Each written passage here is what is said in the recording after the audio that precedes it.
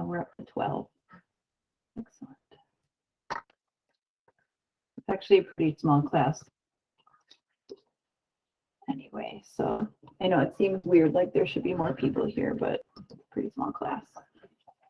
I got my schedule for the spring yesterday, and I'm going to be teaching in person, but Calc 1, they were not offering a night section of Calc 2. Now that's probably going to change, and they're going to end up offering it at the last minute. And then my schedule will already be full. But I don't know. That they sometimes do that, and then they are like, oh, whoops, we need to offer this. I don't know. They sometimes forget about us night people. Okay. So you guys worked on integration by parts in 7.1. Technically, I mean, you had no other math to do. I was hoping that you would have all that done by tonight, but I did say that I would give you like a week from whatever that Monday was for your async homework. So it's really not technically due till Monday, but you will have some more homework that I'm going to assign tonight that'll be due next Wednesday. And then whatever you do for your async work will be due a week from Monday. So we'll always just be doing Mondays for that. Okay, so all right, so if you guys don't have any questions on 7.1, then I'm just going to start the trig integrals in 7.2.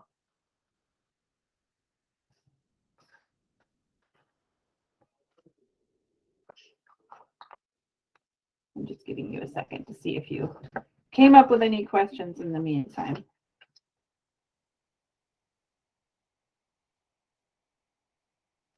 Okay. Wonderful. All right, well, let's go ahead and work on some of these trig integrals. We're going to be doing a lot of trig today, and then your async will have a lot of trig in it too. All the good kind of trig, though. All good stuff. 7.2 is, we're going to be working with a bunch of different types of trig integrals in 7.2. I want to remind you, though, if you had Calc 1 with me, we did some of these trig integrals by hand. I made you use substitutions. So, for instance, in 5.5, I want to say, I'm gonna give them to you now, just because you might have never used them before, and they're going to pop up here. I want to say it was section 5.5. You were given some special integrals for tangent and secant. I'm going to write them down here. And I didn't let you use them if you had Calc 1 with me. I made you do the U sub. But here you're going to be able to use them if you want, or you can always do the U substitution if you prefer to go that route. Let me focus and let me share my screen with you. I feel like I have not taught you synchronously in so long. I guess it's been 2 weeks. It feels like forever. Just like, where am I? What's going on? Window. Here we go.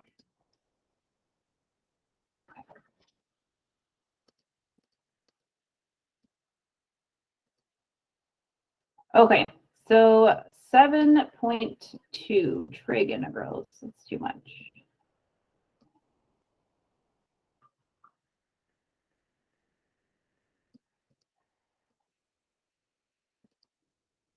I don't know why this is like super zoomed today, but such is life.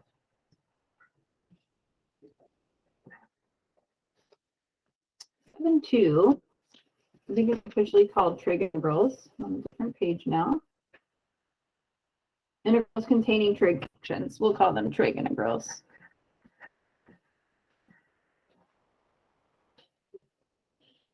Trig integrals.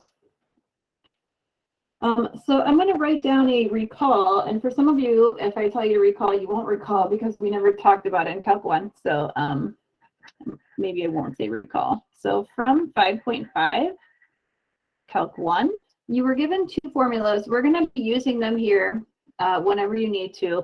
One of them was the integral of the tangent of x dx. We'll call it tangent u du. Your book always defaults to x, and it drives me bonkers. This is equal to, and there are 2 different ways it's written. One way you can write it is the negative natural log of the absolute value of the cosine x plus c, or you can write it as the positive natural log of the absolute value of the secant x plus c. You decide, it doesn't matter. Each form is fine.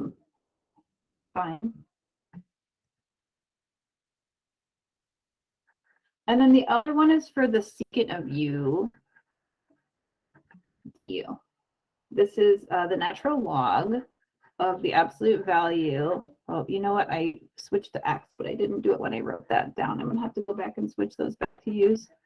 Of the secant u plus the tangent of u plus c.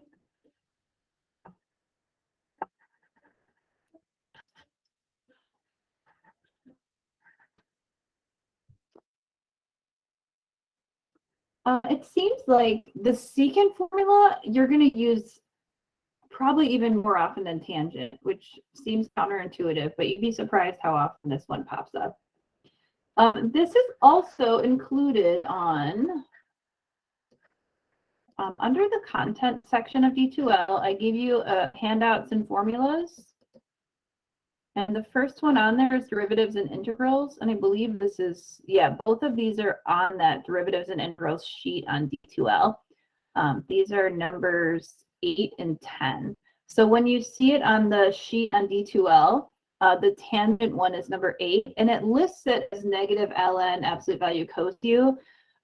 Some books will just default, because they just pick one. They don't usually write both. Another book might write it this way. So either one of them is totally fine. And then the secant one is number 10 on that sheet on D2L. Let's see what else is on there. Oh yeah, so also on the sheet on D2L, there's one for cotangent and one for cosecant. Those you may also use at will, so feel free. However, anything that's squared, I want you to use methods from today. So I'm going to show you what I mean by that. So here's the deal. We're going to be looking at integrals that involve trig functions, and they're going to be written in specific ways such that we're going to apply certain techniques depending on what powers are on each function. So we're going to start out working with sines and cosines, and we're just going to be sort of manipulating the integrals using trig formulas. So we're going to be using a lot of Pythagorean identities today, and we're also going to be using that power reducing formula. The formulas that I'm going to be using from trig are also on D2L. Of course, I'm going to be writing them down as we go through them, but they're on that trig sheet. So if you go to the trigonometry sheet, you might find the double angle formulas to be useful, but we're really going to be focusing today on power reducing formulas and Pythagorean identities. So those are going to be the big ones, but you have that like cheat sheet at your disposal. Okay. So for sines and cosines, we're going to start out with that.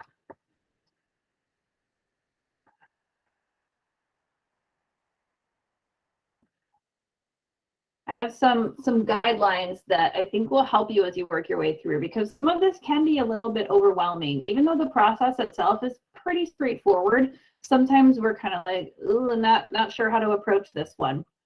If the powers of sine or cosine are odd,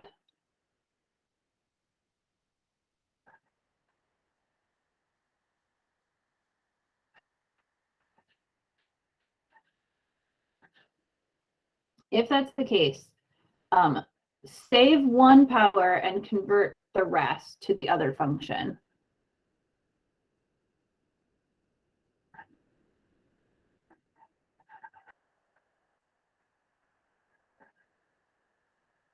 So I'm just going to say convert the rest. And if you're like, convert the rest to what? Well, it depends on what your integral is. So I'm just going to leave it at that.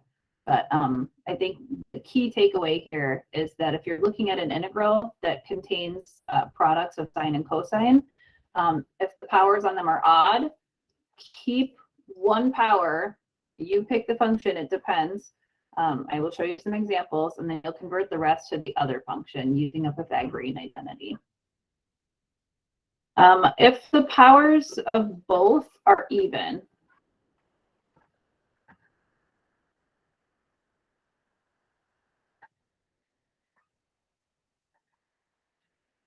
if that's the case, then you're going to use a power reducing identity.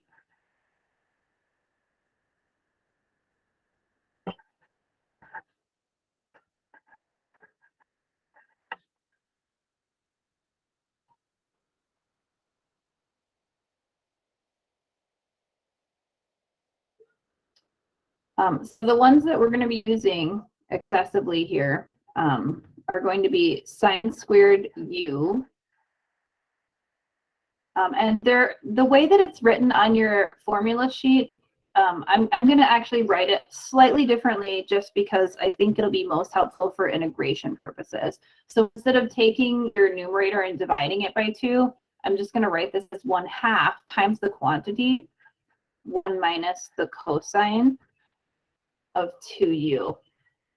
And I know a lot of us aren't used to thinking about trig using a variable u. A lot of times when we use trig variables, we're thinking about things in terms of theta or even x. But the reason that we're writing this as u is because sometimes you're not going to have just sine squared x. Sometimes it might be sine squared 2x or sine squared 3x. So it's really important that we correct for that when we use this formula. So if u was actually 2x, well then in your power reducing formula, we're going to write cosine 2 times 2x, which will actually be cosine 4x. So we're going to do an example like that, but just that's why I'm using u here so that you understand that sometimes we might have to make a substitution.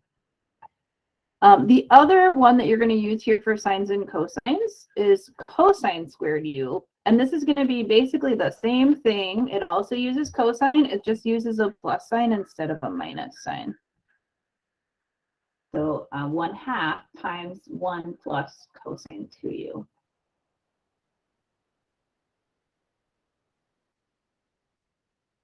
And then the other most important thing you need to know for sine and cosine integrals is your Pythagorean identity, which is sine squared u plus cos squared u equals 1. And the way you're going to be using that today is going to be either we'll have cosine squared u is 1 minus sine squared u, or sine squared u is going to be 1 minus cos squared u.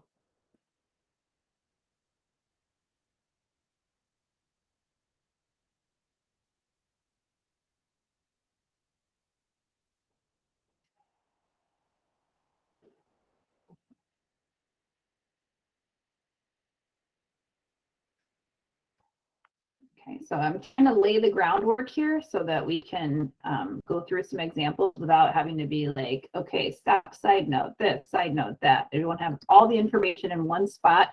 You might want to put a big box around all of this information for sines and cosines if you find that that would be helpful. So it'll all be in one place. All right, before I proceed with an example, does anyone have a question here? What about the tangent squared u? Isn't that secant squared u minus 1? We're going to talk about that when we talk about tangent integrals. I want to focus on sine and cosine first. Okay. Yeah, I know it's weird because I gave you these, but I mostly just wanted to have them down just because it was on my mind when you were taking your quiz. And then I realized like, I could have waited on that. But you have them now. Yeah, so we're going to talk about sines and cosines, and then we'll focus on tangents and secants. Okay. All right, so example 1. This will be the integral of the cosine cubed of x dx.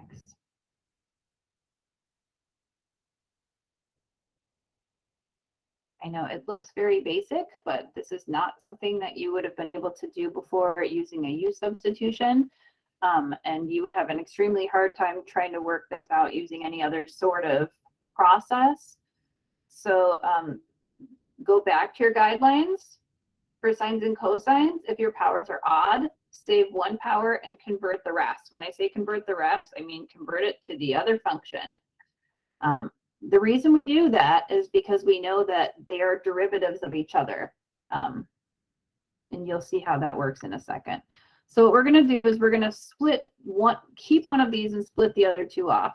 So I'm going to rewrite this not as cosine cubed of x, but I'm going to write it as cosine squared of x times the cosine of x dx.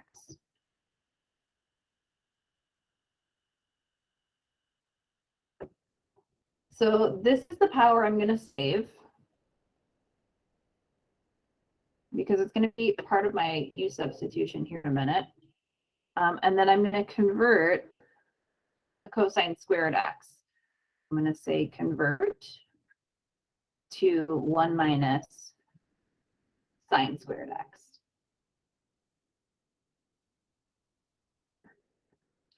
So we're going to have, don't forget your parentheses, 1 minus sine squared x times the cosine of x dx.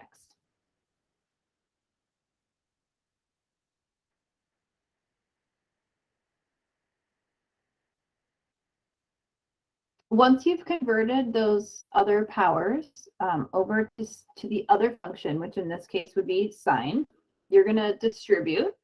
So we want all this to be simplified first. So I'm going to distribute into the parentheses. We're going to be looking at this sort of backwards. I'm going to multiply each term by cosine. So I'm going to have cosine x minus sine squared x cosine x dx.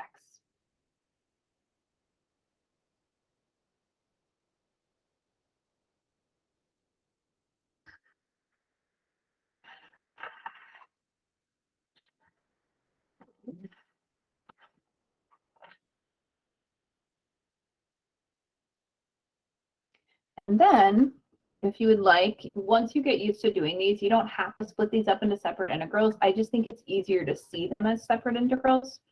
You're looking at the integral of cosine x dx minus the integral of sine squared x cosine x dx.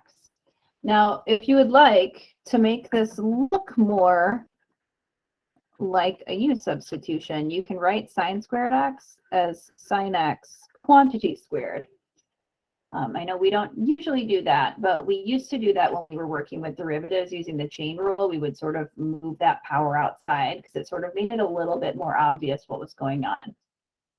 And we did this also with u substitutions. So the integral of cosine x, we can go ahead and integrate with ease. We know that the derivative of sine x is cosine x. And then we're going to subtract off the next integral. Well, in order to do that, I need to make my u substitution here. So I have a composite function. U is going to be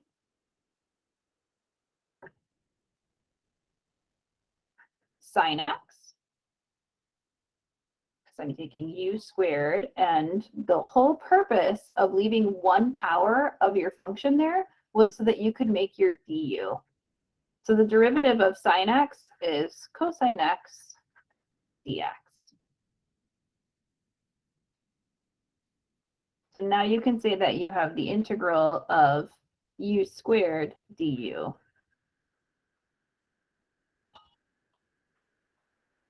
And then you can integrate that using methods from chapter 5.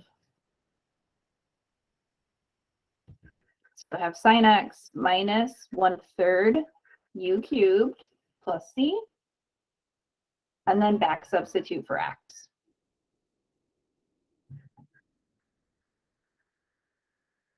Oh, so u is sine x, so I'm going to write this as sine cubed x.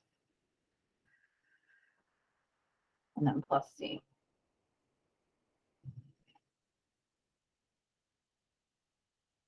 And that is about as basic as these are going to get, but you're going to find that a lot of these are going to follow the same sort of pattern. It's just how much is built on here.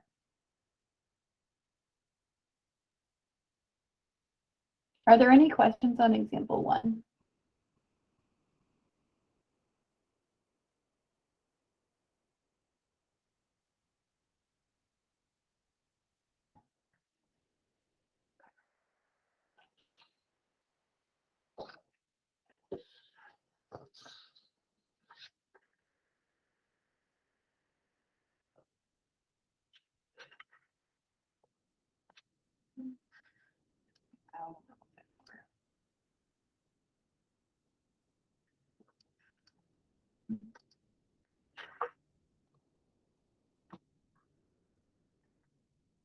right, example 2. We're going to build on example 1 a little bit here. So this is going to be the integral of sine to the 5th of x cosine squared x dx. But it's going to be the same idea.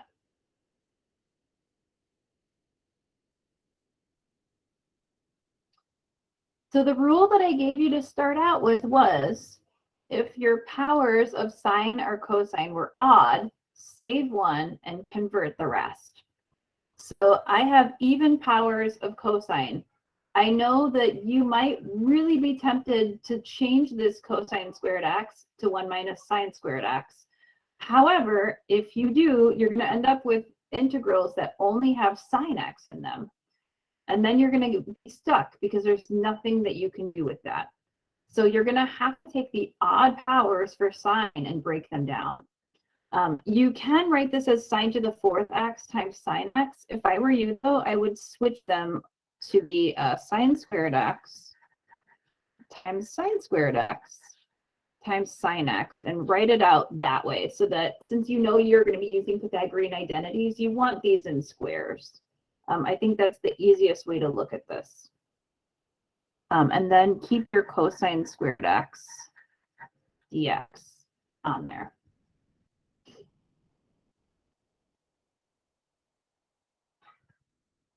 Okay. All right, so now you're going to convert the other ones. You're going to keep this here. We're going to save this power of sine x, and then the other ones we're going to convert over to cosines. So we're going to have a bunch of cosines, and we're going to have one sine on each integral, and that's going to help us figure out our dx in that case, or I'm sorry, our du.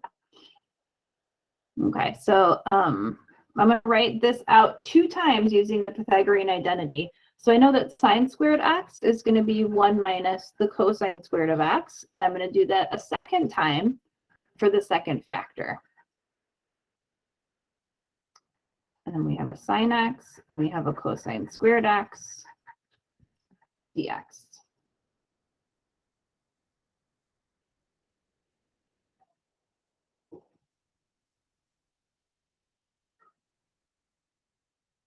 And once you have that, we're going to need to simplify. So we want all of this split up as much as we can.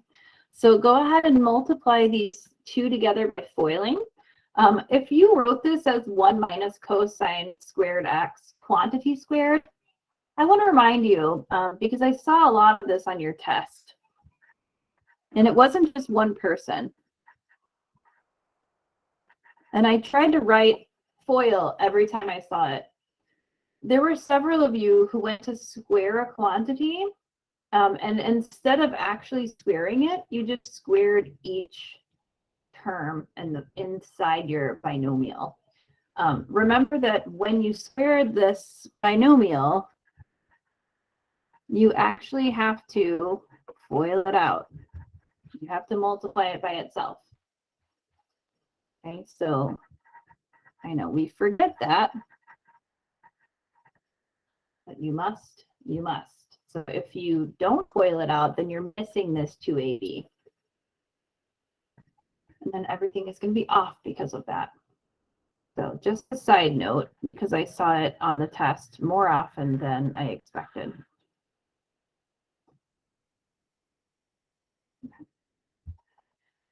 All right, so down here, when we FOIL this out, we're going to have 1 minus twice cosine squared x plus cosine to the 4th x times sine x cosine squared x dx.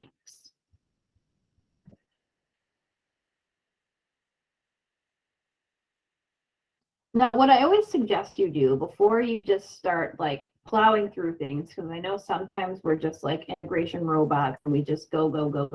But a lot of times with integration, it's most helpful if we actually stop, look at what we're dealing with, and kind of think in advance about where we expect this problem to go. So we are definitely going to be distributing here. We want to distribute these this factor into all three of these terms, but think about where you're going to go when you get there. So if you think about the fact that this factor here, sine x times cosine squared x, has to get multiplied in, if you're not sure whether or not that's the way to go, think about what you'll get. If you want, write it down. But the first term is just going to be, since you're multiplying it by 1, sine x cosine squared x. Is that something you can integrate? Yes, that's a u substitution. And then you're thinking like, okay, well, what happens if I multiply it in here? You'll have a sine x and a cosine to the 4th x. Again, another u substitution. So each time you multiply, you're going to be increasing that factor on your cosine x, and it's still going to be each time a u substitution. So what that's going to look like is, it's going to get multiplied into each term. This is going to be the integral of sine x cosine squared x dx. If you want the cosine squared x to go first because you're thinking in advance about your u substitution, that's fine. Do that. Cosine squared x sine x dx. And I'm going to split mine into 3 different integrals just because I think it looks less confusing if you see them all split up. But that's up to you. The next one is going to be minus 2 times the integral of cosine to the 4th x sine x dx.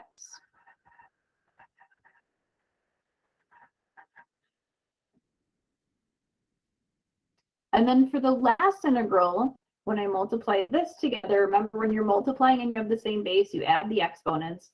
I'm going to get cosine to the 6th of x times sine x dx.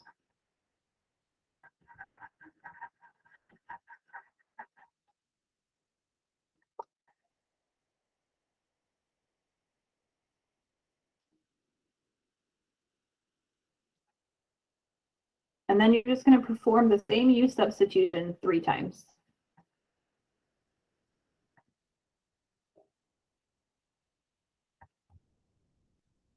So if u is going to be equal to the cosine of x, so in this case you'll have u squared, here you'll have u to the 4th, there you'll have u to the 6th.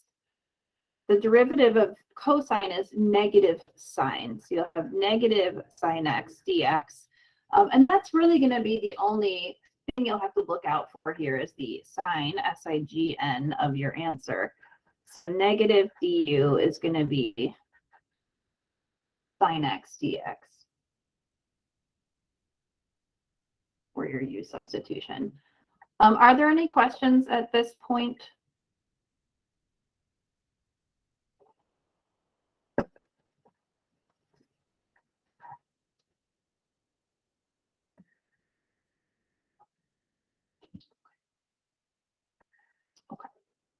All right, so you're going to have, and if it's all up to you, how comfortable you feel writing this. I feel like you're going to get into the hang of just doing this u substitution without filling it all in. But basically, these are all going to switch up so that you'll have the integral of, and then the cosine of x is u, so you'll have u squared du, and then you'll put that negative in front.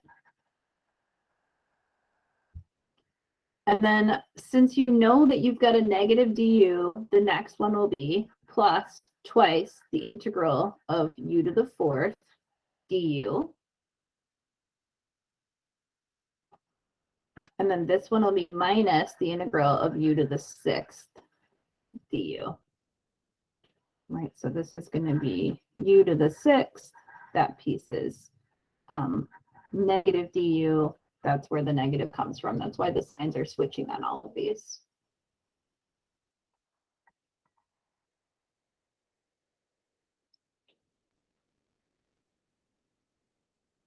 And then you can just integrate normally.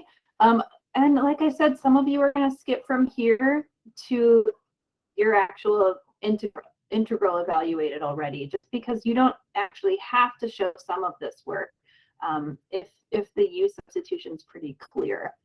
I do want to see you write the u substitution, whether or not you actually fill the whole thing out and, you know, call this negative 1/3 u to the 3rd power.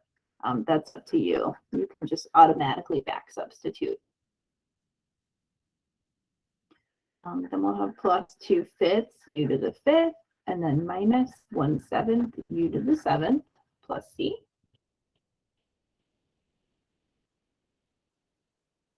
And then you can just back substitute. We said that u was cosine x. So you'll have negative 1/3 cosine cubed x plus 2/5 cosine to the 5th x minus 1/7 cosine to the 7th x plus c.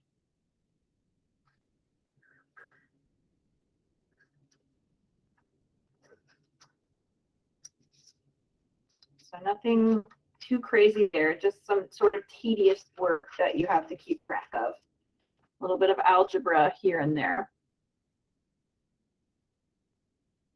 You know, it's so interesting because this room is like almost pitch dark, and I saw some of you guys taking your test, and the rooms you were sitting in were like pitch dark, and the only reason I could still see you was because the computer light was shining on your face.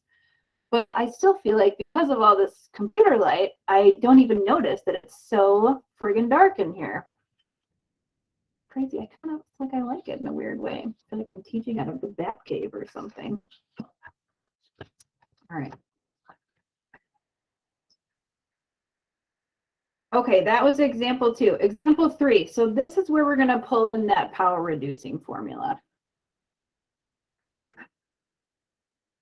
And I'm going to give you a definite integral here too, because we always need more practice with definite integrals. Sine squared x. Are we going to evaluate that at the end? Yes, yes. We'll evaluate at the end. But that won't even really be an issue here, Becky, because it's not a parts problem. So we were going to do that anyway. But yes, feel free. So Becky was saying in the office hour that when she was working on her parts homework, if there was a definite integral, she found it easier to always just wait until the way end to use the FTC. And I tend to agree. And I know that that kind of contradicts what I did on that one really long example. So normally I also wait until the end for a definite integral using parts. But I think because that problem had so many different components to it, I was just trying to clear things out of the way. And then I might have misled you into thinking that maybe you should evaluate the UV part and then work on everything else. If you remember that from the video. If you're like, what is she talking about? I don't remember that. I didn't have a problem with that. Awesome. But yeah, sometimes it's just easier to do all the things that go together at one time. Okay, so this is another integral that looks super straightforward. However, up until today, you didn't have a way to evaluate this integral. We're going to do this using that power reducing formula.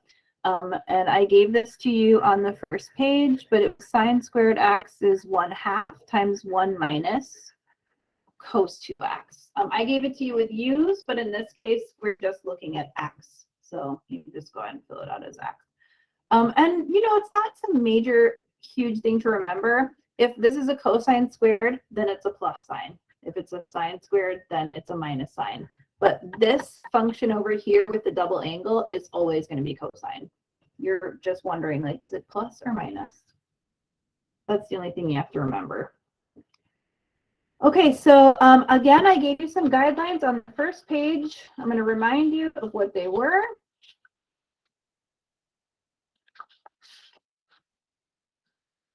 Sorry, I just looked out the window and my family was leaving. And I know that shouldn't make me smile, but it does when I'm teaching from home. All right. If powers of both your sine and cosine functions are even, you're going to use power reducing identities. Now, in this case, I only gave you one function. I just gave you a sine function. But we're going to go ahead and use the power reducing identity with this function so you can kind of see how that works. And then we're going to use it again in another example. Okay, so we have a definite integral. We're going to use a power reducing formula here. I'm going to rewrite the sine squared x. The 1/2, the reason I wrote it as a multiple was so you could pull that in front of your integral. So this is just going to be the same as saying 1/2 times the integral from 0 to pi of 1 minus the cosine of 2x dx. So we can automatically write this integral as that one just by rewriting sine squared x in terms of that double angle for cosine.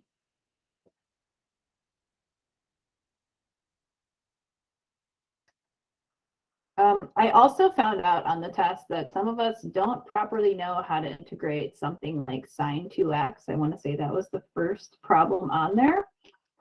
And most of you missed the sign, and a lot of you missed the 1/2 that goes in front. So, so we'll do that again right now.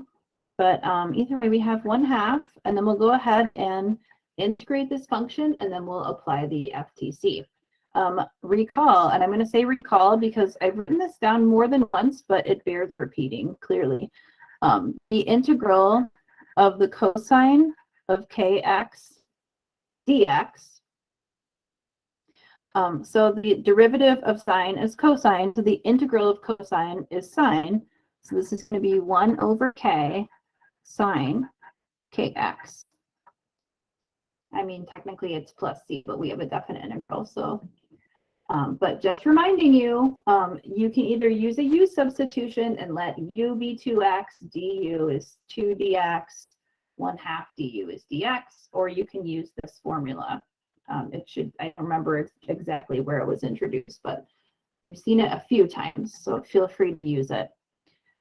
So to integrate 1, you're going to get x, and then for negative cosine 2x, you're going to get negative 1/2 sine 2x, and we're going to go from 0 to pi. Remember with these, I always suggested going backwards and making sure that you can get the derivative back. So derivative of x is 1, and then the derivative of 1/2 sine 2x, or I'm sorry, negative 1/2 sine 2x is going to be negative cosine 2x, because when you use the chain rule, the 2 gets multiplied by the half, and that goes away. The derivative of sine is cosine. The sign does not, the SIGN does not change. So it's very, very, very common. I know I've said it before that we screw up our SIGNS signs on our trig integrals. Just double check them by going in reverse and making sure that you get that derivative back. And you know, if all else fails, double check them just by looking at that handout I gave you that had the formulas for the derivatives and integrals on it. Just double check it using that. Because it will throw off your whole answer if the sign is not right. Okay. So if you want to multiply this in now, you can. If you just want to apply the FTC and simplify after, that's fine too. So we'll have pi and then minus 1/2 sine 2 pi. And we'll subtract off the evaluation at the lower limit. 0 minus 1/2 sine twice 0. And then we'll simplify. So the sine of 2 pi is 0. The sine of 0 is 0 also. And then you also have a 0 here. So you just have 1/2 times pi. You can leave it like that, or you can write it as pi over 2.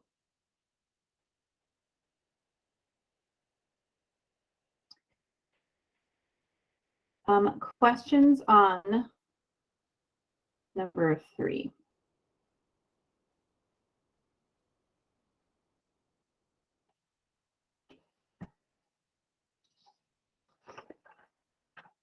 Okay, I wanted to do one more with sines and cosines. It's not really that different from example 3, but it's different enough that I thought we should talk about it. Maybe I'll go through it a little bit faster, just because it is pretty similar to the one we just did, but there's a difference that I really want to make sure that we note here. So this is another case where we have even powers, in this case of a sine function. I do need a light. My eyes are going to start to go. So when we have even powers of a sine function, we're going to again convert this using a double angle formula into cosines for a double angle. Yep.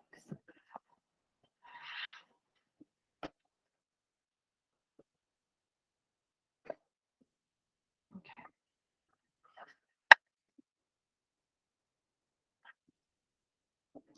This time we just have sine to the fourth of x. So it's going to be same idea.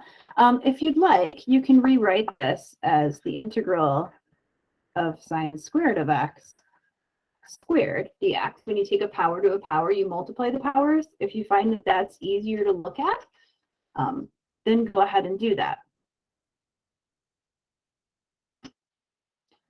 So since you know that you're again using sine squared x, we're going to again use this power reducing formula where sine squared x is going to be 1/2 times 1 minus the cosine of 2x. You can go ahead and put that in here now if you would like. So we can write the sine squared x in the parentheses as 1/2 times 1 minus cos 2x quantity squared dx. And then we're just going to be careful with the way that we simplify this.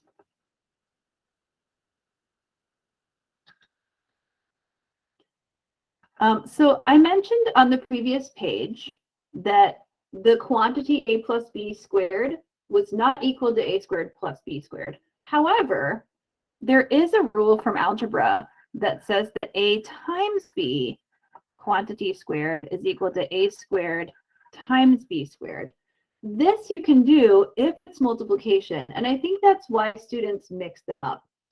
Because they're like, wait, but I can distribute the exponents. In this case, yes, that's an actual exponent rule. If you're taking a power, or I'm sorry, if you're taking the power of a product, it's just the product to that power. Or you can say that also in reverse. But it doesn't work for addition. It just works for multiplication. So if I were you, I would use that fact here and just distribute that exponent to each factor.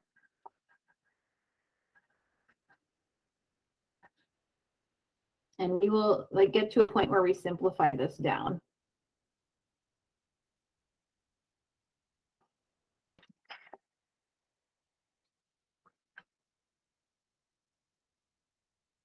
So 1/2 quantity squared is 1/4. I'm going to move that in front of the integral. I just want as few things bugging me in my integrand as I absolutely need to have. And then I'm going to rewrite 1 minus cos 2x quantity squared as 2 factors of 1 minus cos 2x.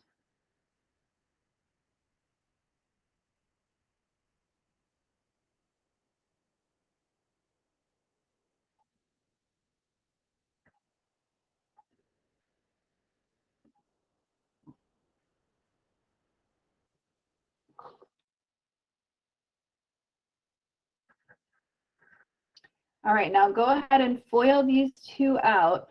So you're going to get 1 minus 2 cos 2x plus cosine squared 2x dx.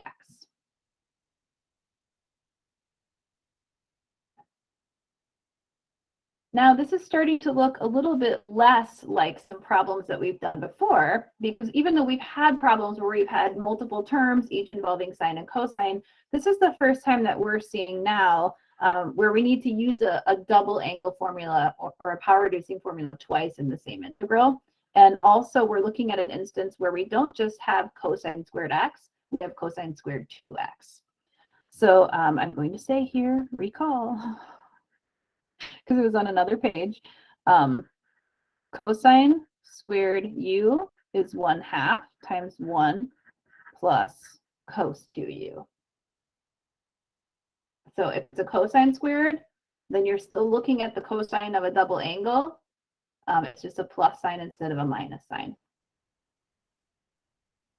And then we might as well do this off to the side so we don't have a bunch of hoopla happening inside the integrand.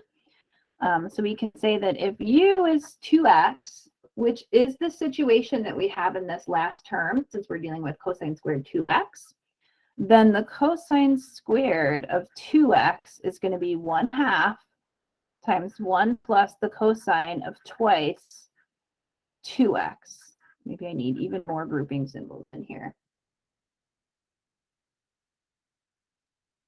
That means that cosine squared of 2x is 1/2 times 1 plus the cosine of 4x. So remember, this is just a double angle here. So you don't have to go through this process each time. But when you use this power reducing formula, remember that if you have a multiple angle inside your squared function, you're just going to multiply that by 2 when you reduce the power. So a cosine squared 2x will end up having the multiple angle 4x when you use your power reducing formula. If this was cosine squared 3x, then over here you'd have a cosine of 6x, so on and so forth. Okay, so we're gonna go ahead and rewrite this now using the double angle formula, or I'm sorry, the power reducing formula, which comes from the double angle formula. I'm gonna move over to the left a little bit since I segued. If you would like to split these off now, you can. It's kind of up to you. I might just leave mine.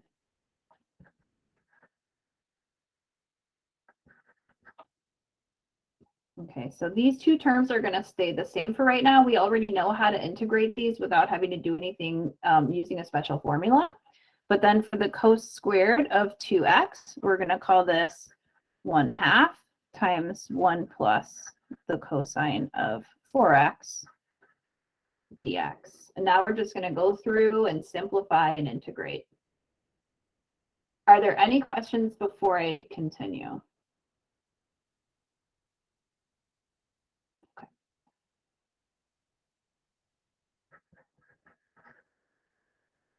All right, so 1 minus 2 cos 2x plus 1/2 plus 1/2 cosine 4x dx.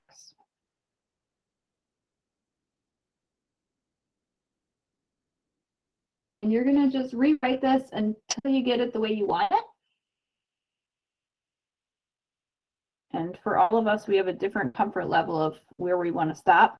I'm going to combine my constants. 1 and 1/2 give me 3/2. And then I'll have minus 2 cosine 2x plus 1/2 cosine 4x dx.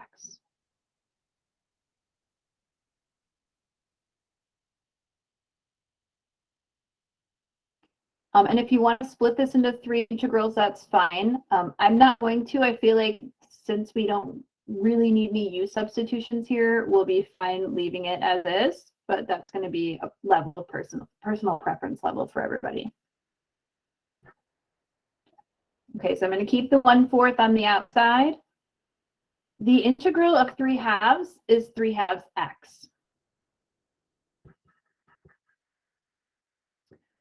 For cosine, the integral of sine x is cosine x. Remember, in this case, we need to go ahead and divide by 2. And then we're going to keep the sign the same because that's the way it's going to work for an integral of cosine u. And then we'll do the same thing here. So we'll have plus and then 1/2 times 1/4 sine 4x plus c.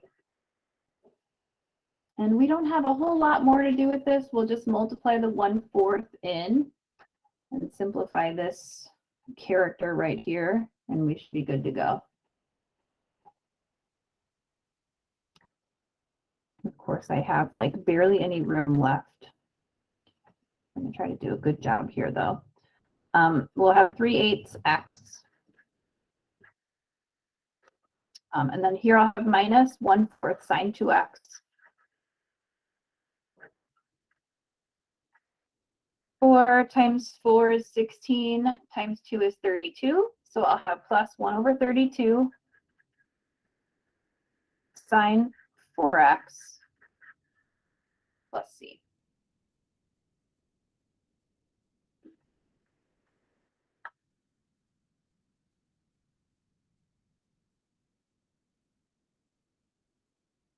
So like I said, nothing super hard, just a lot of tedious work. We need to make sure that we're keeping track of everything algebraically, making sure that we square things properly, making sure that we put the correct plus or minus sign on our trig integrals. making sure that we remember to divide by the constant when we take an integral of a trig function. Even just remembering to add plus c to the end of our indefinite integrals, things like that. Lots of little things that need to be done here. You didn't have as many indefinite integrals in the last chapter. There was just a lot of applications. You had a lot of definite integrals. So in some ways, this is a little bit easier because you don't have to worry about using the FTC as often. Okay, let's talk about some integrals involving tangents and secants.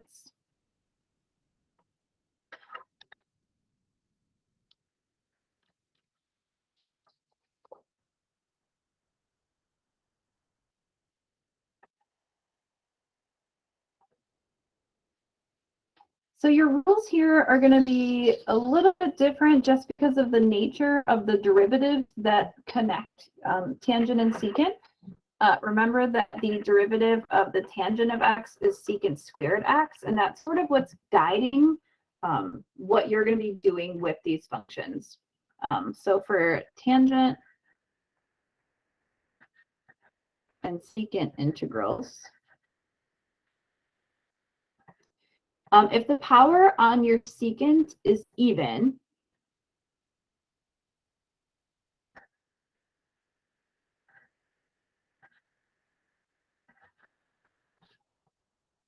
save a secant squared of x and convert the rest to tangents.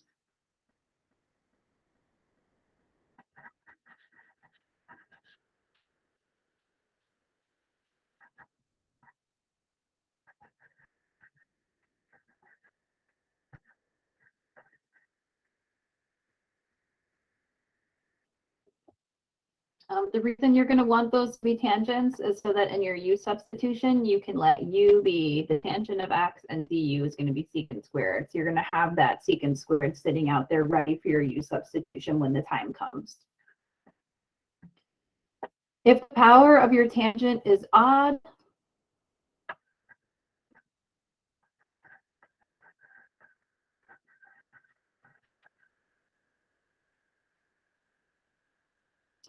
save a secant x tangent x.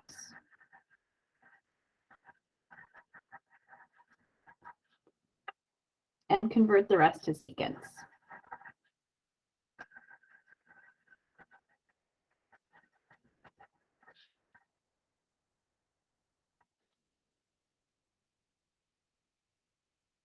Because remember, the derivative of secant x is secant x times tangent x.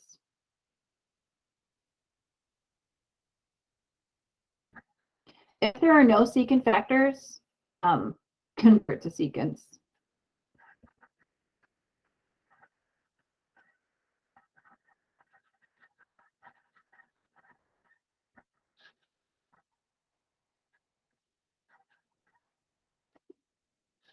Now, obviously, this list doesn't cover every possible scenario, but it's going to get you through what you're going to need to do for your homework.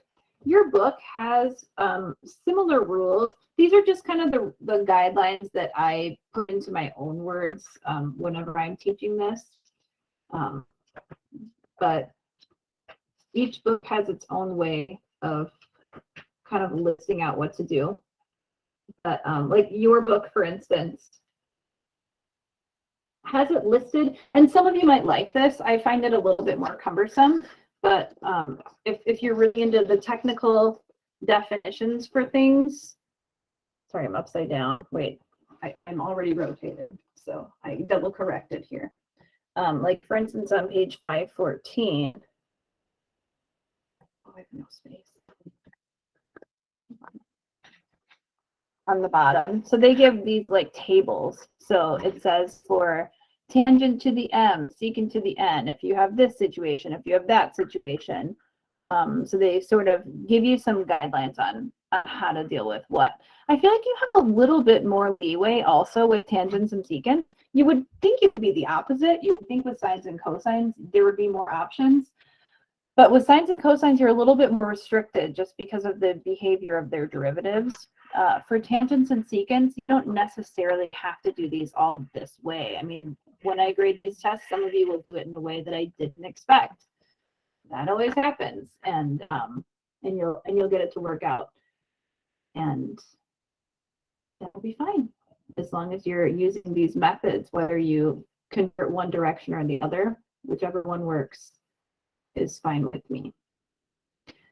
So I'll give you some examples here. The last example we had, I believe, was example 4. Double check. Okay, so example 5. So this is going to be the integral of tangent to the 6th, secant to the 4th of x dx.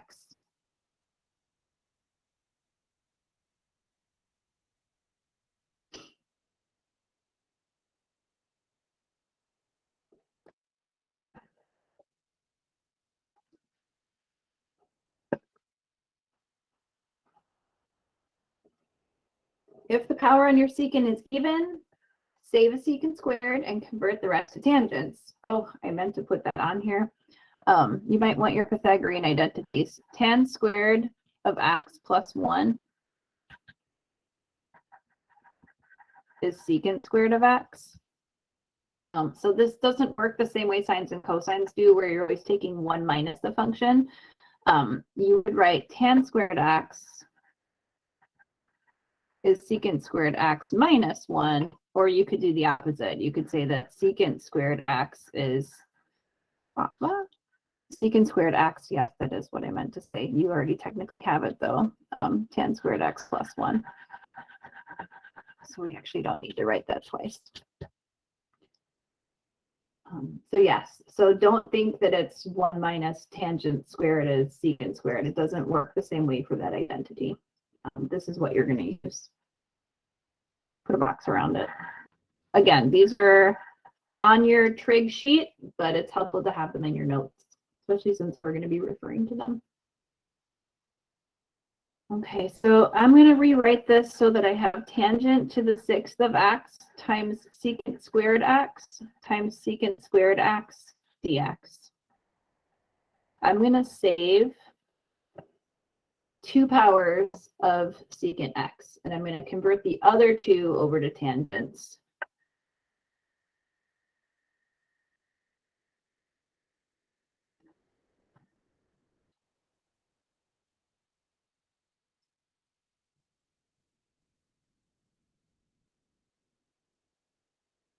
So we're going to rewrite this as tangent to the 6th of x. We know that our secant squared is 1 plus tangent squared.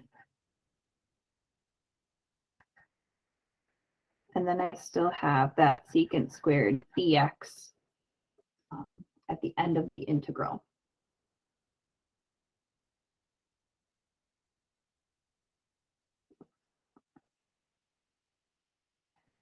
And you can do this in 1 step or in 2 steps, but basically both of these functions are factors, and we're going to distribute them into the parentheses.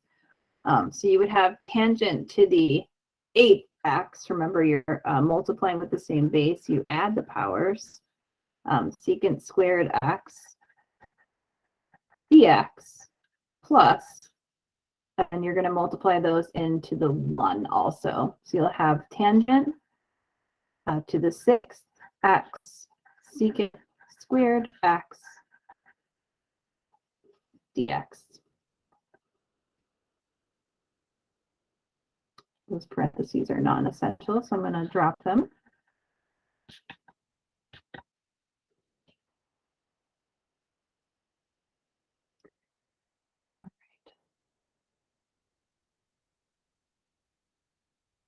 Now you're going to go ahead and do a u substitution and integrate these functions. We're going to let u be the tangent of x, and du is secant squared of x dx. And these should be pretty straightforward u substitutions at this point. You did these in this form back in chapter 5 in Calc 1 when you did u substitution. So you can rewrite this as the integral of u to the 8th du plus integral of u to the 6th du. So this would be u to the 6th whole thing is du. And then you will integrate and back substitute. So we'll have 1/9 u to the 9th plus 1/7 u to the 7th plus c. And then we'll let u be tangent of x.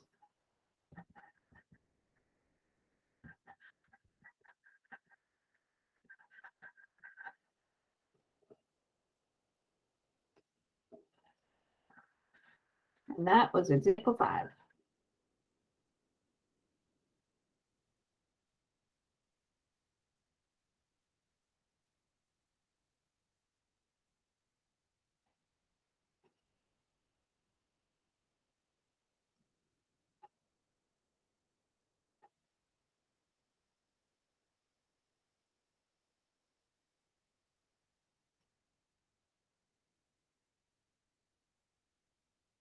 Any questions on example 5?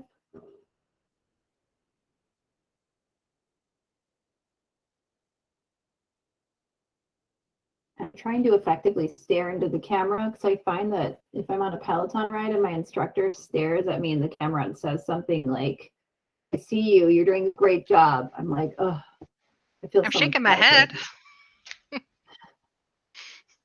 No, it helps, but I'm just like, I see you, even though I only see 2 of you.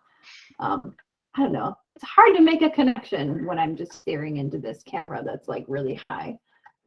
It's hard to look at this camera, but at least, you know, even though I know that she doesn't see me, like I technically don't see you, but maybe it's better that I'm talking at the camera. So it seems like I'm talking to you. We do what we can. What I hope is that one day I'm going to be like, wow, was I ever really just like teaching from my home? That's so weird. I can't believe I did that. That's my hope. You guys have no idea how happy I was when I got my schedule the other day and like found out that I was going to be teaching in person. So happy. I was texting everybody. I was like, you guys are not going to believe this. I get to go back into campus in January. I'm so excited right now. So excited. I can't believe it will be almost 2 years. Yeah, it's been a while. I'm just hoping they still offer some classes online because I don't know, with the Delta variant and the new variants coming out. There were a couple online. By the time I got the schedule, there was only one. And I don't remember what it was. There's a Calc 2 I know that's hybrid, but I don't. There's one Calc 3, but it's not online. And there's a DigiQ. I don't know, actually. I don't want to say because I don't remember. I guess we'll have to see. You'll have to see. Yeah. And also, I mean, who knows? Maybe some students will complain and ask for more online offerings. I don't know. I've just gotten so used to this too. So I know everyone finally got all their equipment and their tripods, their scanners and their printers and the webcams, and now you're all good to go. I know. I know. It's bittersweet, isn't it? Okay, these are thetas, but I'm going to switch them to x's because nobody really likes working with thetas, I don't think. no, when I see those, I get scared. So no. Oh, there's something about the theta that just makes it look worse. Okay, if the power of tangent is odd, save a secant x tangent x and convert the rest to secants.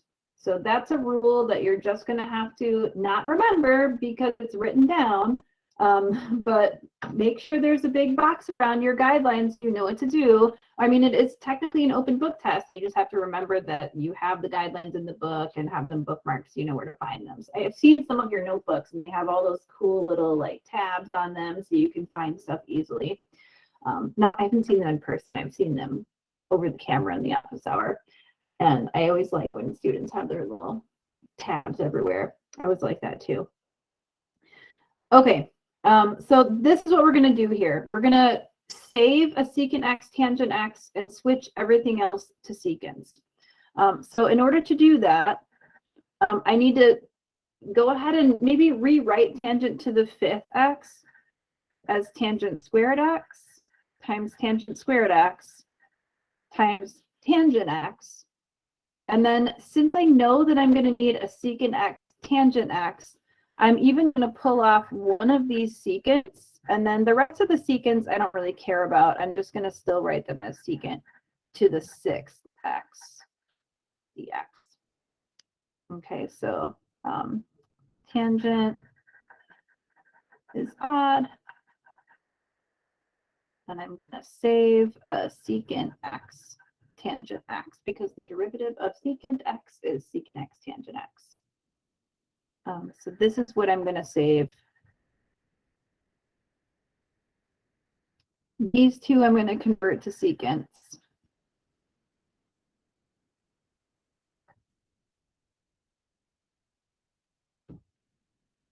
And then this secant to the 6th of x is just going to stay right where it is for right now. He's not going to do anything. He'll get multiplied in eventually. All the other secants, they'll all group together in the end. Okay, so some of you who are really organized and methodical will actually really enjoy this, just kind of working your way through, like pulling these things apart, putting them back together again, use different functions. Some of you will really enjoy this. Okay, so 1 plus tan squared is secant squared. So secant squared x minus 1 is tangent squared. And remember, we are using 2 powers of tangent squared. So I'm going to write this as 2 different secant squared minus 1s. And it's kind of up to you how you want to keep this split. I'm even just going to write the 6 secants first and then secant x tangent x last, because that's usually how I see my derivative. Okay, so remember, this is what we're going to save. And we're going to really save it for our du. That's what we're going for.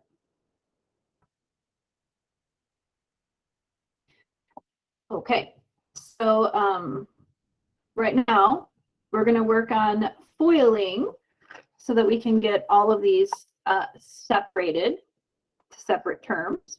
So I have secant to the 4th of x minus twice secant squared x plus 1. Just everything else comes along for the ride.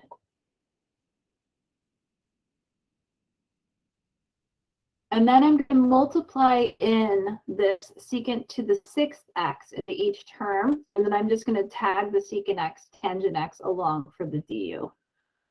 So this is going to turn into secant to the 10th of x. And that takes care of the 4 and the 6. And then I still have secant x tangent x dx. Some of you are going to be cursing me because I'm rewriting this 3 times and you're like, ugh, why so many times? But I just feel like with this situation, it's easier to have it separated. Minus twice, and then you have secant squared and secant to the 6th. So that's going to be secant to the 8th. Secant x tangent x dx. I know I'm even running out of space here. Plus, and then the next time I'm just multiplying by 1. So that's just going to be secant to the 6th of x, secant x tangent x dx.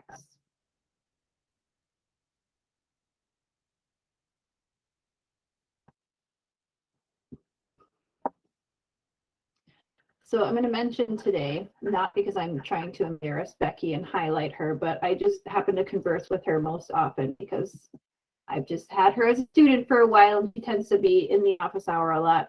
But she was telling me that when she was working on integration by parts, she would flip her paper to the side because sometimes when you're writing out so much horizontally, you run out of space like this. So some of you might want to adopt that method. I personally hadn't thought about it. Maybe it's because I have to have things just the way that they are, and changing them would be too much for me. But you might want to just rotate your notebook 90 degrees, and you can use your paper in landscape mode, if you will, if you find that helpful. So I thought that was an interesting comments. So I thought I'd mention it to you in case some of you find it helpful. If you want to do that. Yeah, it's definitely helpful for homework. Yeah, for sure. I mean, think about how often I run out of space. Terrible. Maybe I should switch to landscape mode. We'll see. All right, so we're going to let you be the secant of x, and du is the secant of x, tangent of x, dx. Now we're going to use the same substitution for all three integrals. So for the first one, I'll just have u to the 10th du. And then I'll have minus twice the integral of u to the 8th du plus the integral of u to the 6th du.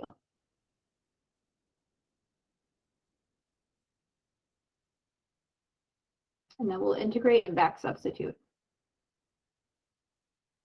Increase the power by 1, divide by the new exponent.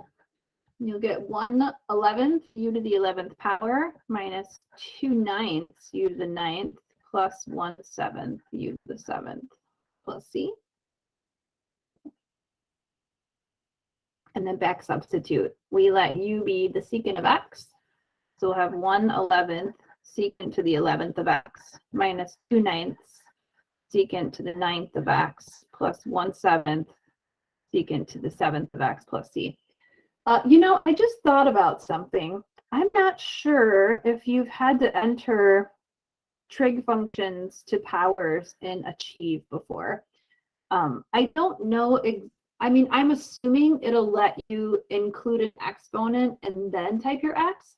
But if you want to in Achieve, I know that with MyMathLab and WebAssign, you can always just, instead of writing it as secant to the 11th x, you could just go secant x to the 11th power. So if you have trouble with the template or for whatever reason, you can always kind of switch back and forth between these two forms. I don't know if it'll give you trouble. I totally didn't even think to look because I know it works fine in WebAssign. I'm not sure for Achieve. Well, the best thing is that next semester I don't have to use online homework because I'll be in person again. I'll be doing things the old way again. So excited, you guys. I'm really sad that we can't be in person to enjoy this in person together. Okay. All right, I have another example here for you. Actually, I don't have a whole lot more. I might leaf through and see if there's anything groundbreaking. But for the most part, I think this should just about do it. Let's see. For 7-2, don't get too excited. Just for 7-2.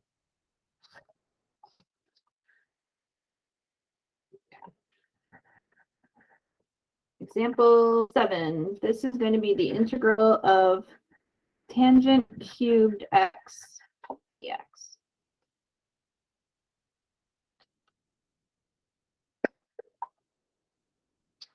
This reminds me.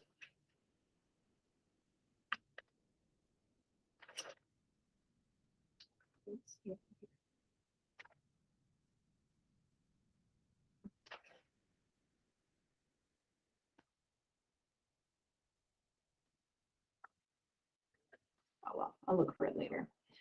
All right, so the guidelines I gave you said that if you have no secant factors, then you should convert to secants.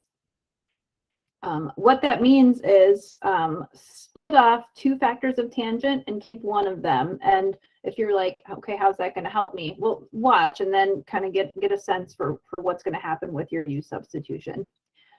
So we're going to convert to secants.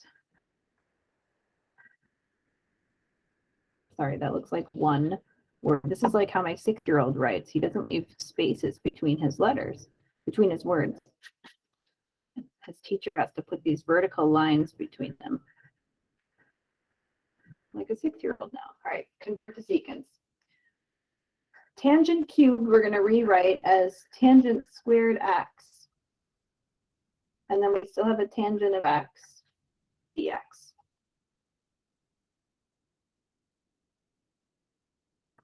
All right, so we know that tan squared plus 1 is secant squared. So secant squared is, or I'm sorry, tan squared plus 1 is secant squared. So secant squared minus 1 is tan squared. I think that's what I said.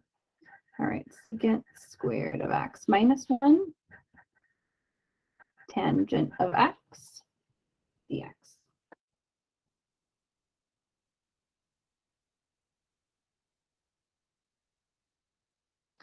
All right, now go ahead and distribute. You have secant squared x tangent x minus tangent x dx. Okay, so I want to make sure that I make a distinction here because it seems like students, especially in Cal 2, are not sure what they can use the formula for and what they can't. At the end of chapter 7, we're going to be covering, I believe it's 7.8. I always get this book, I can't remember if it's 8 or 9. 6? Either way, somewhere in here is going to be using tables. Oh, it's so short. 7, 8, yes. Using tables to evaluate integrals. When we work on section 8, we're going to be talking about using the tables in the back of your book for just using formulas to evaluate integrals. The whole point, though, of all the other sections in chapter 7 is to use techniques of integration. So if it's something that I've given you a formula for, like I've given it to you, that's fine, you can use it. Like I just gave you a formula at the beginning of class for the integral of the tangent of x dx. So that's fair game. However, I did not give you a formula for tangent cubed x, and I didn't give you a formula for like tangent to the mth power of x. That's something that you would look at in section 8 when we're talking about using the tables in the back of our book. So if you are thinking like, oh, well, I'm not sure how to do this integral, but I've noticed that there are all these formulas in the back of the book, so I'm just going to use them. That's not what they're there for. They're there for you just to learn how to use formulas in section 8. They're not meant to be used for something like this. So as I'm going through the derivatives and integrals sheet that I gave you, I don't see anything higher than tangent u du on here. There's a secant squared u because we know the derivative of tangent is secant squared. But I just want to make it clear, I gave you a formula for this. I did not give you a formula for this. So you need to use the techniques from this section to evaluate an integral that's in this form. This is something that I've given you a formula for.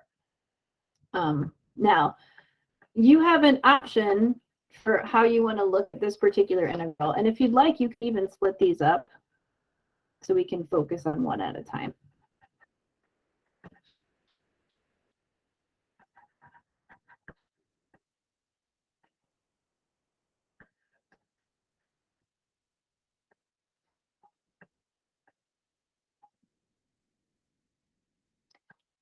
Okay, so this was from the formula. Over here, if I were you, I would do a u substitution. You know that the derivative of tangent is secant squared. So you could say that u is going to be the tangent of x. Du is secant squared x dx. Well, and there you have the integral of u du. However, another option that you would have for that integral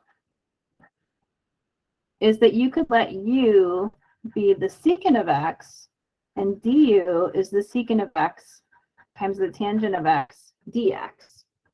And you would still have u du. So that's kind of where these secants and tangents get a little bit trickier. You have more options available to you. So depending on which one you go with, your answer is going to look a little bit different. In this case, your answer will involve tangents, and that one it will involve secants.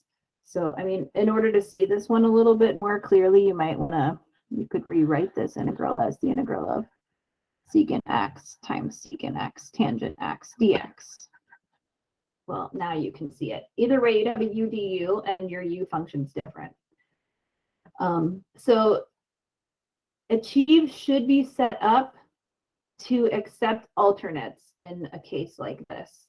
They have people who program these, and their whole job is to sit there and think about alternate corrects that make sense that the student might enter.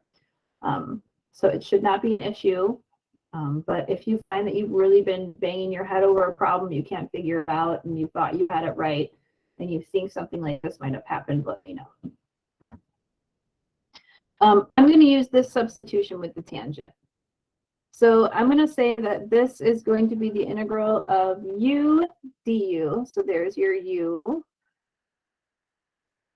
And here's your du.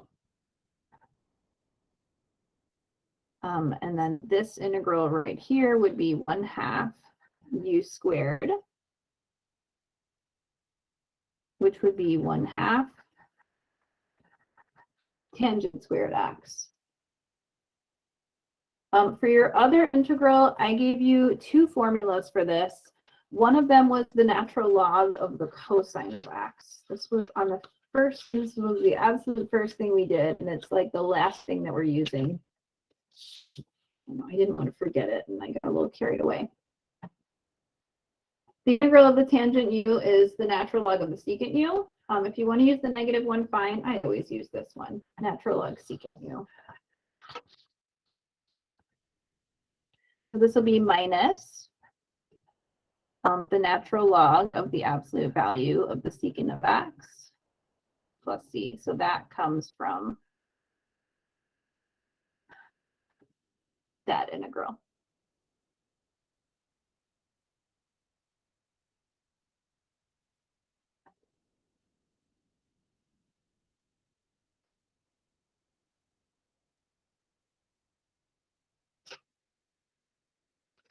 I don't think there was anything else that was standing out to me.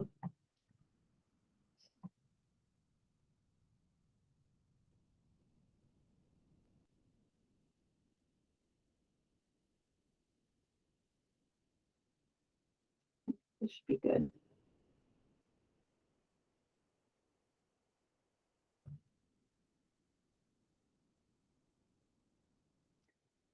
Okay.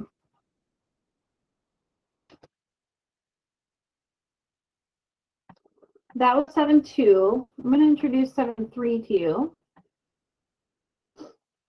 Any lingering questions on 7.2?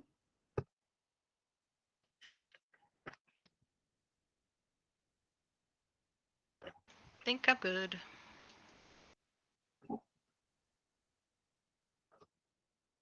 Okay.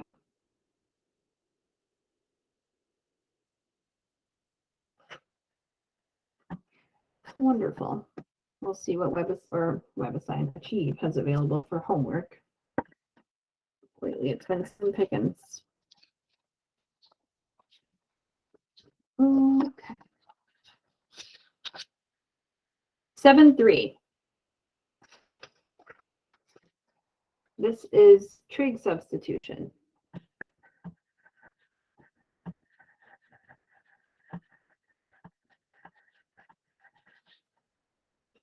Okay, you guys, this might be my favorite topic in all of Calc 2. I love trig substitution. It's awesome. And you might be freaking out being like, oh, I hate trig. I hate trig. Why do we have to mix up so much trig with calculus? But you would be surprised that trig substitution is not necessarily that trig heavy. So don't get too worked up. It's going to be okay.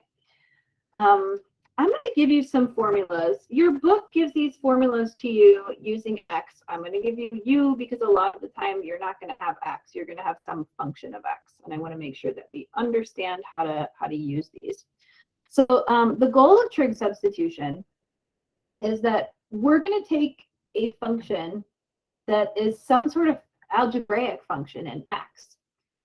And we're going to actually turn it into a trig problem. And I know you're just like, why would I take an algebraic function and turn it into a trig function? Well, it's because sometimes that's the only method we have for actually evaluating the integral.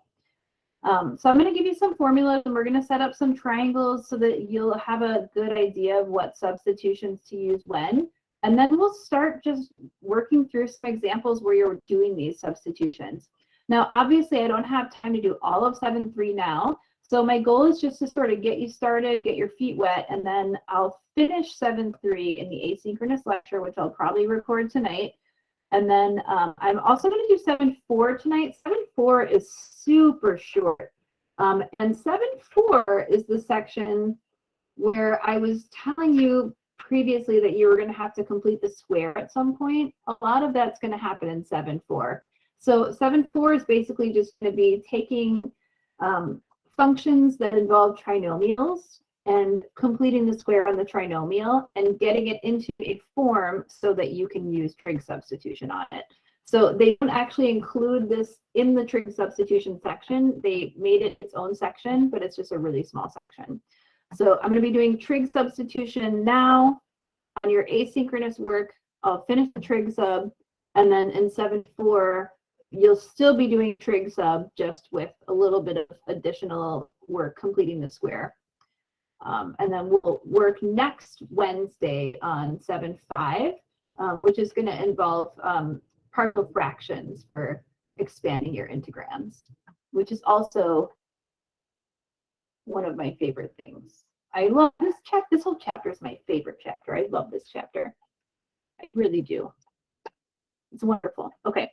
So you're going to be looking at integrals that have certain forms in them, and the forms that are going to be in them are going to have radicals.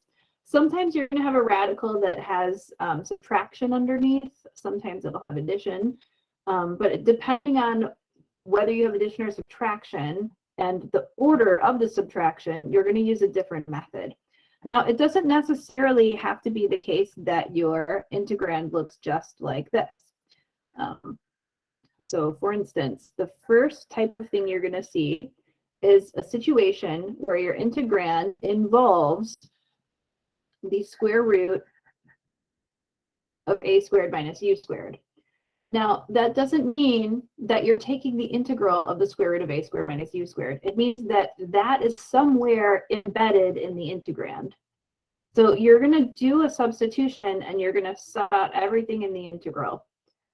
But if you see an integral that involves the square root of a squared, and remember when we talk about a squared, we're talking about some constant. So it's going to be a constant squared minus some function of x squared. So this is going to be, so I'll say a is a constant, u is a function of x. And you've seen this type of thing before when you were talking about, I don't know, taking derivatives and integrals of inverse trig functions, stuff like that. But if you're in this form where you're taking a squared minus u squared, you are going to let u be a sine theta. We're going to be using thetas here because your original integral is already going to involve x. I know earlier I said, oh, switch your thetas over to x's. Well, unfortunately, you can't do that in trig substitution. If you don't like theta, you can pick another variable. And you can always let u be a sine y and do it that way, but it's got to be a different variable than you're dealing with in your actual integral. So if your integral is a dx integral, you can't let this be an x. You're switching out the variable. So generally, we see that as theta. So you're going to let u be a sine theta. So a is just going to be the square root of a squared. And then u is just going to, of course, be the square root of u squared. And then we're going to let the radical a squared minus u squared, or the square root of a squared minus u squared, be a cosine theta. Because we're going to have to sub that out in the integral.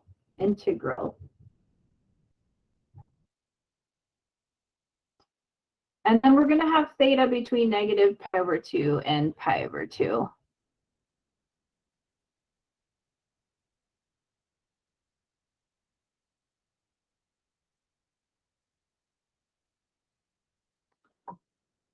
Now, personally, I find it helpful to have a triangle set up using the Pythagorean theorem, where you can kind of see where the pieces of this come together. And this is also going to help you when it's time to back substitute. I find the triangle to be helpful, so I always recommend people draw out their triangles. So this is a right triangle. In this case, you have A on the hypotenuse. You have U along your opposite leg. Theta is going to be right here.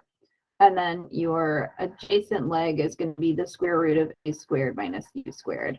That all works out using the Pythagorean theorem.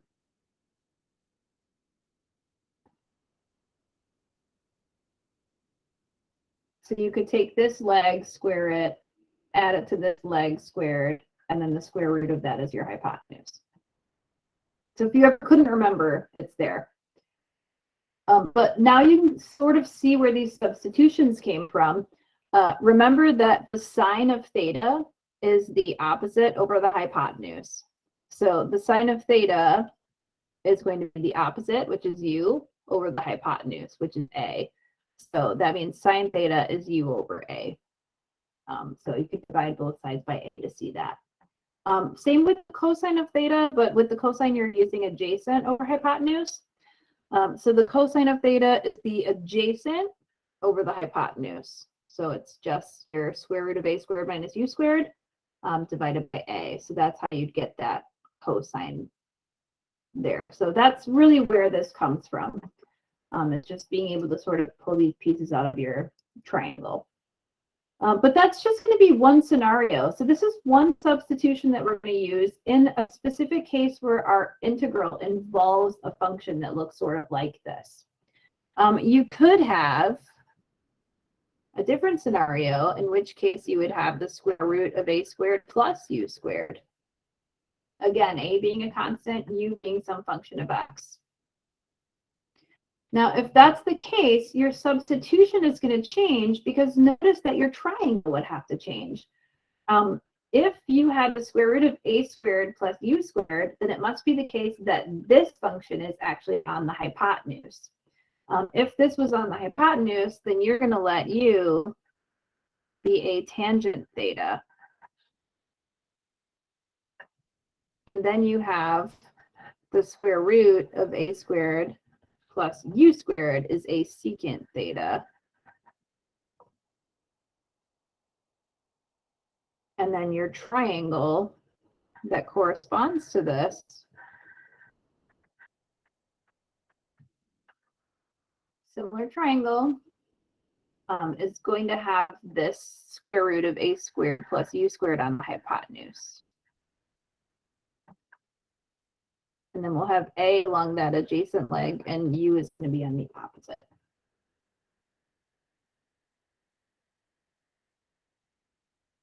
And then remember, the tangent of theta is the opposite over the adjacent. So u over a is tangent theta. If cosine theta is adjacent over hypotenuse, secant is hypotenuse over adjacent. So hypotenuse over adjacent would be your secant of theta. It's fine with me if you just write these down and use them directly. I don't need you to derive anything or put too much thought into it. I just want you to know what substitutions to use. And I mean, I do want you to understand that it makes sense. The last thing you might see is where that order of subtraction is switched to u squared minus a squared under the radical. So not the same as the first situation. In this case, u squared is the positive term. So in this case, we're going to let u be a secant theta. And if you remember your inverse trig stuff, these kind of go along with what you remembered for inverse trig. They're related. So that if that helps you to sort of remember what happens here, but like you don't have to remember, but kind of the same ideas. All right, if u is a secant theta, we have the square root of u squared minus a squared being a tangent theta. And then your triangle that goes with this is going to have u along the hypotenuse, a along the adjacent leg, and the square root of u squared minus a squared along the opposite leg.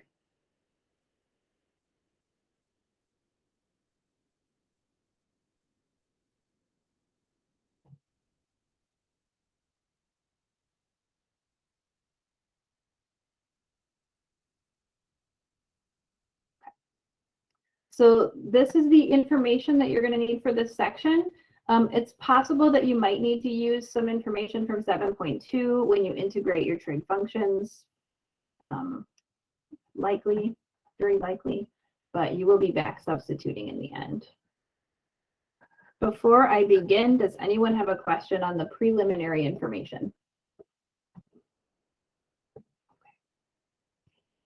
The only thing about looking in the camera is then I can't see faces.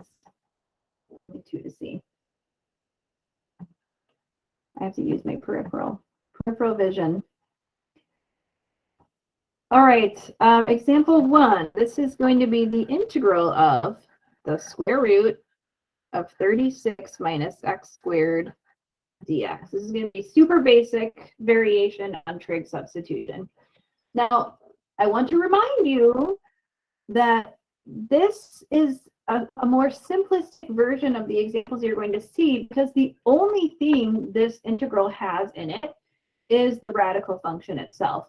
A lot of times you'll be dividing by x or multiplying by x, and you're going to have to do an additional substitution. Nothing super crazy, just using the information that you have, subbing out the x instead of just the radical. Okay, so what you're going to do is you're going to match this up with a form, and you're going to say, okay, this one is a constant squared minus a variable expression squared, which goes with number 1. And in order to use this one, you're going to let u be a sine theta. I'm going to say goes with number 1. Let u be a sine theta. So in this case, a squared is 36. That means that a is the square root of 36, which is 6. Okay, now, if u squared is x squared, then u is going to be equal to x. Now, I know that might seem trivial, but sometimes you might have something like 4x squared. And if that was the case, then u would be 2x. So it kind of depends on what you've got here. So you're going to let u be a sine theta. That means, in this case, we let u be x. So we're going to say x equals 6 sine theta. And then you might be wondering, like, okay, fine, why do we care? Technically, all we need, right, is this guy. And if you're thinking that, sure, I'll go ahead and go along with you for a minute, and then I'll tell you why you need the other variation on this. We have the square root of 36 minus x squared as a cosine theta.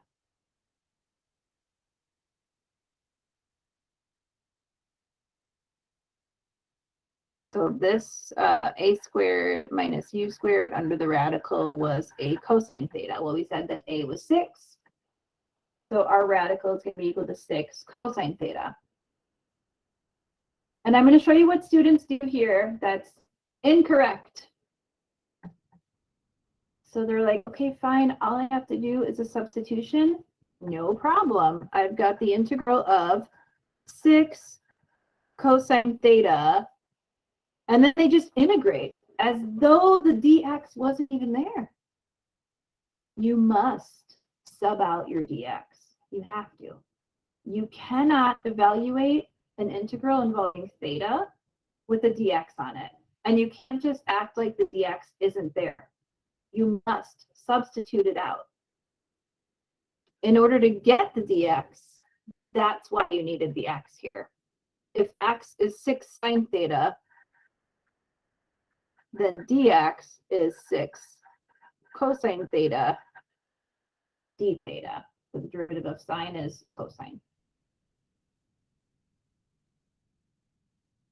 Now that complicates things a little bit, because you were hoping that you just had the integral of 6 cosine theta d nothing, but you ended up having the integral of 6 cosine theta, and then when you sub out your dx, you get 6 cosine theta d theta. That's your dx right there. This is your square root of 36 minus x squared.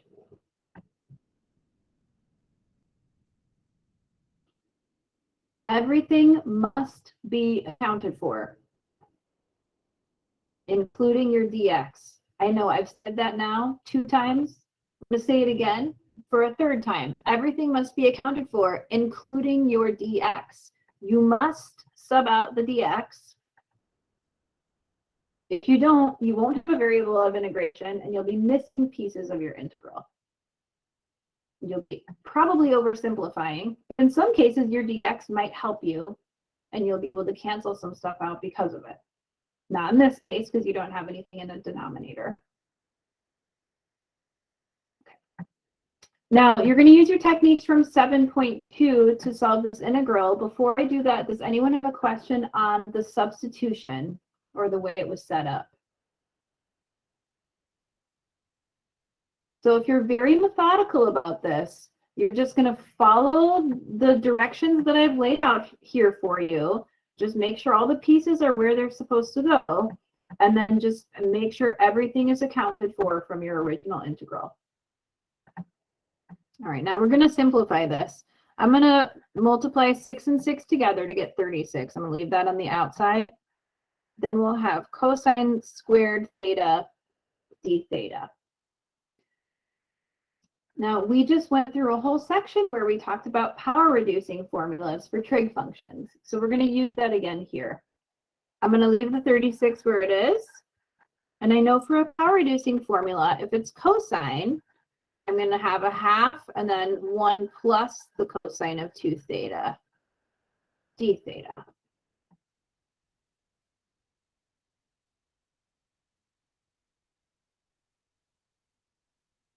And now we will integrate using all the skills we learned from Calc 1. 36 times 1/2 is 18. The integral of 1 in this case is not x, it's theta. Watch out with your variables. I know on the test, several of you had y's in your integrand and dx's on the integrals. It wasn't just one person, it was several of you. The integral of cosine 2 theta is going to be 1/2 sine 2 theta. You can pop your plus c on now if you'd like.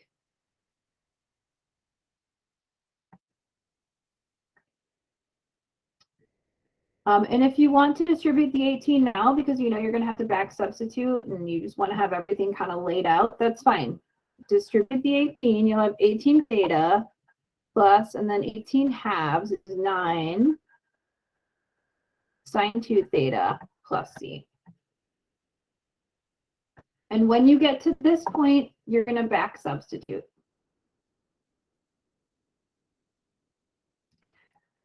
Okay, now I'm going to use a double angle formula here for sine 2 theta.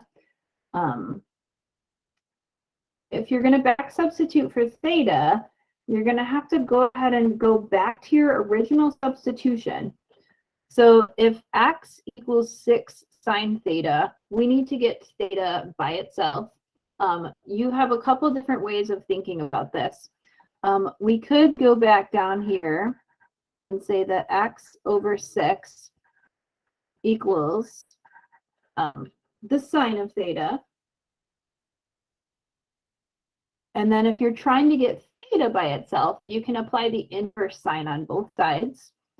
So you would say that the inverse sine of x over 6 is equal to theta. So remember, if you take the inverse sign of the sine, those are inverse operations and they undo each other. That's what you're going to do here. You can write it as inverse sine or you can write it as arc sine, whichever you prefer. We're going to pop this into our integral in a minute, so I'm going to put a box around it just so we don't lose it. And then as far as 2 theta, I don't want you going with, actually, Yeah. Okay. So you don't actually know anything about 2 theta at this point. You only know something about the sine of theta, and you know something about the cosine of theta. But you do have a double angle formula. It's on your trig sheet. You probably haven't used it in a long time, but I'm going to remind you of it right now. It is sine 2u equals 2 sine u cos u. Recall. Sine 2u is 2 sine u cos u. If you have multiple angles here, you're going to have to go through and get their double angle formula and take them down to single angles so that you can evaluate them. Now, in the spirit of doing all the things at once, I'm going to just rewrite the 18 theta instead of evaluating it. I'm going to hold on to it for a second. And then for sine 2 theta, I'm going to write this as 2 sine theta cosine theta plus c. And now I can go through and back substitute everything because now I have all the pieces that I need. So we know that theta is the inverse sine of x over 6. I have sine theta, it's x over 6. And I have cosine theta, it's the square root of 36 minus x squared over 6. So just solving for sine theta and cosine theta in each case. So I'm going to have 18 inverse sine x over 6. My answer has to be written in terms of x. And then plus 18. The sine of theta is x over 6. The cosine of theta is the square root of 36 minus x squared over 6 plus c. And then you're going to simplify.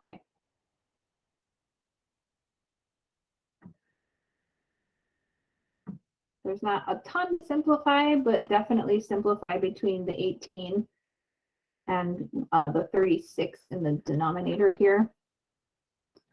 So this will be 18 times the inverse sine of x over 6. 18 divided by 36 is a half.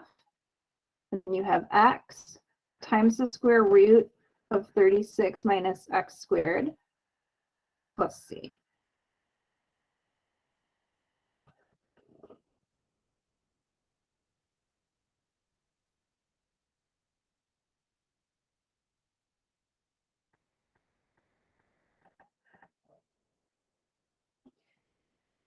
Okay, that's all I have time for tonight. I'm going to do the rest of this asynchronously. I'll post the video for you as soon as it actually uploads. Like I said, sometimes I upload it and I'm just waiting for it. And so I don't send out the email because I'm like rushing my kids out the door. So if you're like, holy cow, I really want to get this math done right now because I have a little bit of time that I saved for it, look and see if there's a link on there. I might have just not emailed you yet. It might be ready. That would be my advice to you. But yes, I'm going to go through some more examples of this, showing you some different types of techniques and things that you're going to see. But I mean, basically they all just sort of follow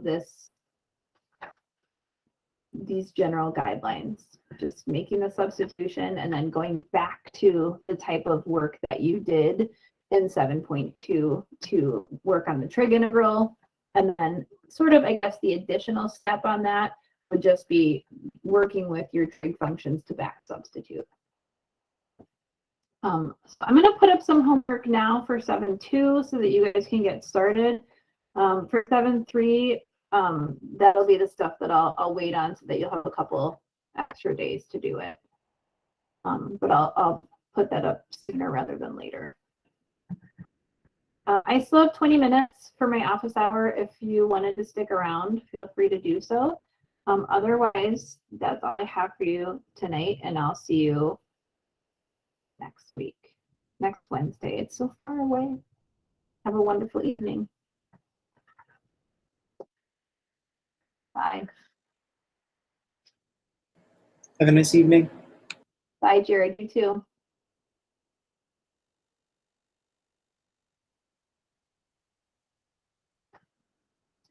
Becky, you want me to stop recording or? Yeah, if you want to, that's fine. Okay, I didn't know if you had any questions that might be beneficial for the recording.